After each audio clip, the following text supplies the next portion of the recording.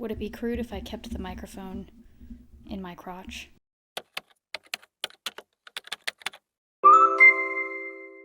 I think this is the best it's going to get with the tools I have, so it's staying here. Quick aside before I get into this. I bought a microphone stand to be all professional and fancy last week, and then when I went to set it up, I got a staple in my finger. And then guess what? The stand didn't fit. So, $20 mic stand, $500 ER visit. Can't wait to pay that. So, hello, my name is Laura, and on this channel, I like to talk about antiques and books. Today is a book video, specifically my reading wrap-up for the month of February. So in February, I read a total of 6 books, which was kind of light. It was lighter than my goal. My goal is between 8 and 9 books each month because my goal for the year is 100 books. And in order to hit that goal, I have to read, I think it's precisely 8 1/3 books per month. So kind of light. In January, I read 10 books. Granted, a handful of those were novellas / short story collections. The other reason why it was a lighter reading month is because I read House of Flame and Shadow. Yeah, House of Flame and Shadow. And it took me nearly 2.5 weeks to get through that. I'll talk more about that later. So let's jump in with my first read, which was Still Beating by Jennifer Hartman. And I already talked about this book at length on my YouTube channel. Last week I posted a full review, so I won't go into much detail here. But just to give you a short synopsis of the story, our 2 main characters, Cora and Dean, are sort of childhood, friendly rivals, sort of. Dean has been dating Cora's sister, Mandy, for 15 years. And so they've developed this kind of tense relationship. And one night when Cora is alone at the bar and she needs a ride home, she calls Dean. And they both end up getting kidnapped by a serial killer. So the story is really about their captivity, the horrors that they're faced with in that captivity, and then their life after making it out alive. I loved this book. I gave it 5 stars. I was not expecting to like it at all, really, because it's not... The description of it didn't sound like it would be my jam, but I think Jennifer Hartman did a really good job with the story. I really enjoyed the pacing, the writing, the character development, the relationship development on both a friendship and romantic relationship level. All in all, really, really enjoyed it. I will definitely be reading it again, and I recommend it as long as you review the trigger warnings. Make sure it's not something that's going to be upsetting to you personally, but I would definitely recommend checking it out. Then I read House of Flame and Shadow. So I actually started a House of Flame and Shadow on January 30th when it came out, and then about, a week and a half in, I was getting frustrated because I was not excited to pick up the book at a certain point, and so that's part of the reason why it took me so long to read it. So just so I wasn't falling into a reading slump, I decided to pick up Still Beating, and I read that in a couple of days.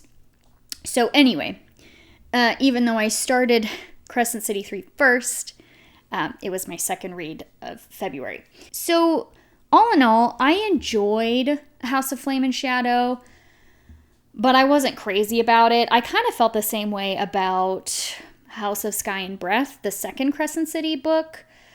It was challenging for me to follow, which it's fantasy, so that's kind of to be expected. I already mentioned that I didn't really feel excited to pick it up each time, and that's because I felt like my brain was doing such an intense workout every time I picked up the book.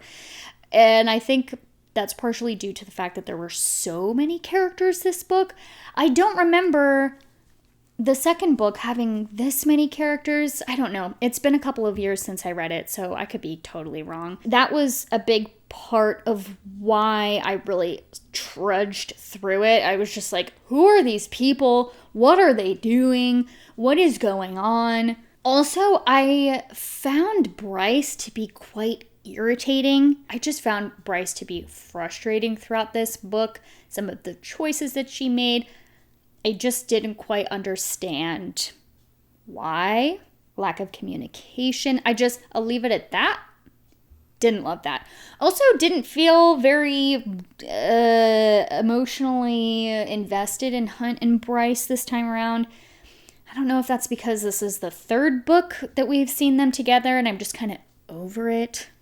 Maybe that's controversial, but that's how it is with me in romances. Once the couple gets together, I'm like, all right, you're together. No more tension, moving on.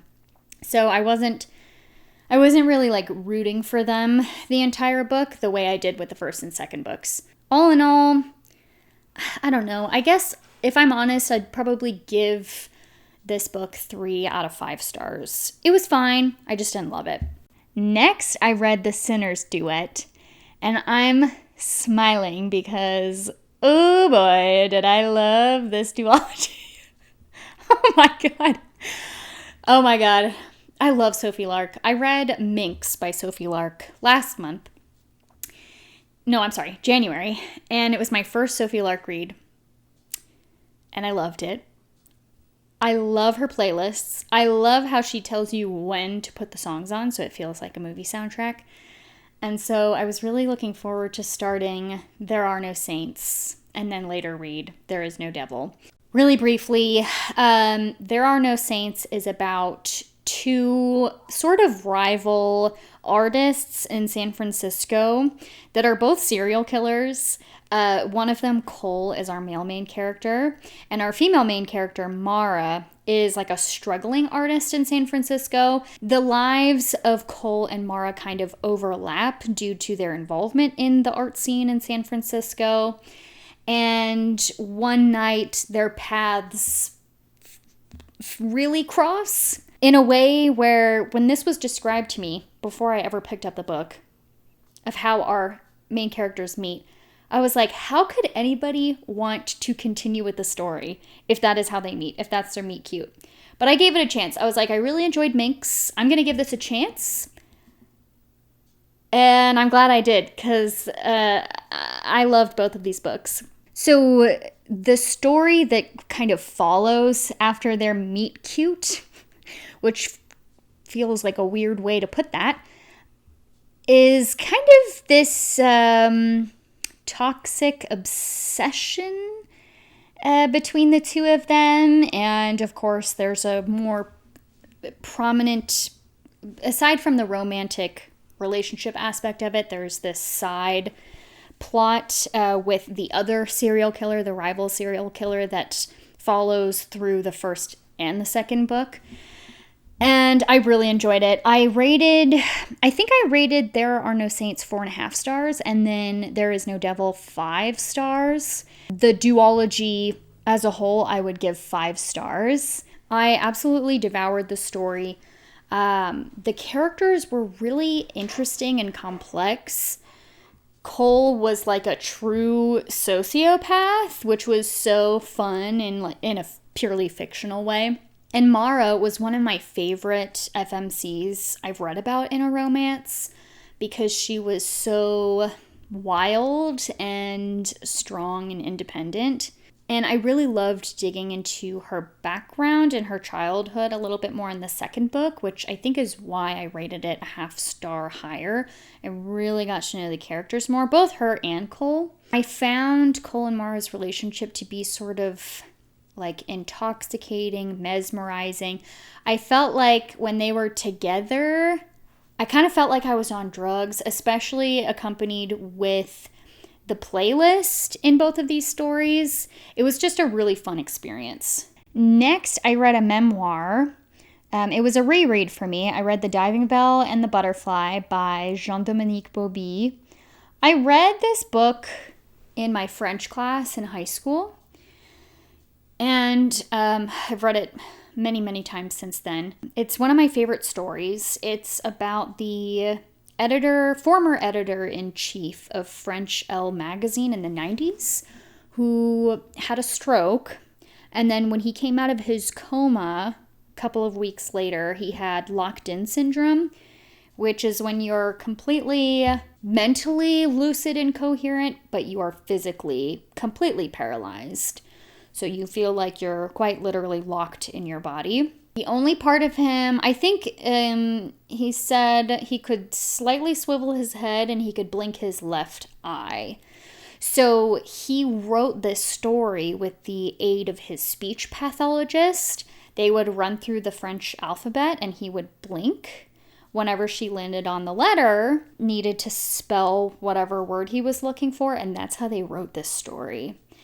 And it's been a favorite of mine for, oh my God, over 10 years, 15 years now. The way Jean-Dominique would kind of retreat into his mind to go the places he had loved to travel to, eat the things he loved to eat, making an absolutely awful situation, finding some sort of joy in that, and feeling strongly enough about those joys of life to want to tell that story. I just think it's a really important story to be told and to be consumed by people, because it really makes you feel an appreciation of life. I love it. It takes me a night to read it. It's so short. The pages are, it's like a paragraph per page, and it's 120 some pages.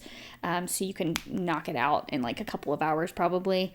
Lastly, I finished the Chestnut Springs series out of order. I read Reckless. Reckless is about Winter and Theo. The two of them have a one-night stand, and she has a baby. She has his baby sort of in secret. She doesn't tell anybody that it's his. And he goes and is off on a bull riding circuit for a while. It's like a year and a half. He comes back and they cross paths again. And she's like, yeah, you've got a kid. There is a little bit of miscommunication thrown in there. I don't want to spoil anything, but yeah, that's kind of the general premise of the book. I liked it. I rated it 4 stars. It wasn't my favorite. I think my order of favorites, number 1, Heartless. God damn it, I love that book. Heartless, Hopeless, controversial opinion, Reckless, Powerless, Flawless.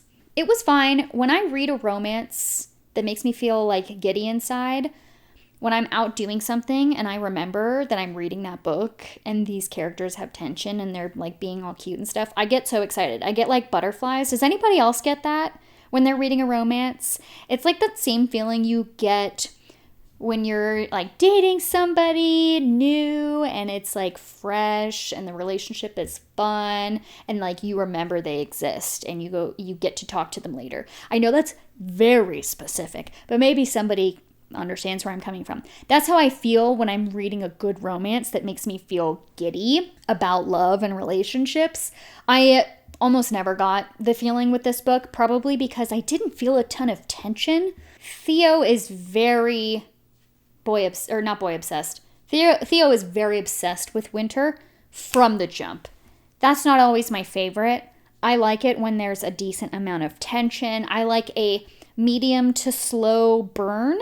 This was like, oh, I want to marry you. We're going to get married one day. And so it doesn't matter how good the book is, to be honest. It doesn't matter how good the writing is. It doesn't matter how good the plot is. A book with that type of character that is obsessed from the jump and is too perfect, I'm only going to like it so much. So that's why I felt the way I did about this story. And that wraps up everything I read last month. I am working my way through a horror novel right now. So if this is the type of content you like to watch regularly, I just started reading more horror at the beginning of the year. So if you want to come back next month, expect there to be a pretty even mixture of horror and romance, because those are my primary genres that I read. If you stuck around to the end, thank you so much. I really appreciate you. Consider subscribing. Consider stopping back again. I hope you have a great rest of your day wherever you are, and I hope you come back soon. Bye.